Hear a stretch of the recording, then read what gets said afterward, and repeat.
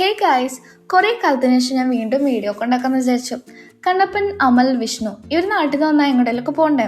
അപ്പം ഞാനും കണ്ണപ്പനും ഒപ്പോട്ടനും ഒരു വണ്ടിയിലായിരുന്നു. ഇവർ രണ്ടുപേരും ആദ്യം പോയിട്ട് ഏതോ ഒരു ജാപ്പനീസ് സെൻറ്ററിൻ്റെ കടയിൽ നിന്ന് എന്തൊക്കെയാണ് മേടിച്ചിട്ട് വന്നിട്ടുണ്ട്. ഈ സാധനം അടിപൊളിയാണ്. അടുത്ത സാധനത്തിൻ്റെയൊക്കെ ടേസ്റ്റ് നിങ്ങൾ ഇവിടെ എക്സ്പ്രഷനിൽ കണ്ടുപിടിക്കണം. കോഫിയാണ്, അന്ന് കോഫി അല്ല, കുടിക്കാൻ പറ്റില്ല, ഇങ്ങനെ കണ്ടുകൊണ്ടിരിക്കാം. ഫിനിക്സ് മാൾ നമുക്ക് ഒന്നും ചെയ്യാല്ലാത്തതുകൊണ്ട് നമ്മൾ നേരെ ലുലു പോയി. അവിടുന്ന് കുറേ സാധനങ്ങളൊക്കെ മേടിക്കാനുണ്ടായിരുന്നു. പീഡ്സൊക്കെ ഇപ്പോൾ പൂക്കളം പോലെയൊക്കെ കാണാൻ അതൊന്നും മേടിച്ചില്ല. കുറേ ക്രീം ബണ്ണൊക്കെ മേടിച്ചു.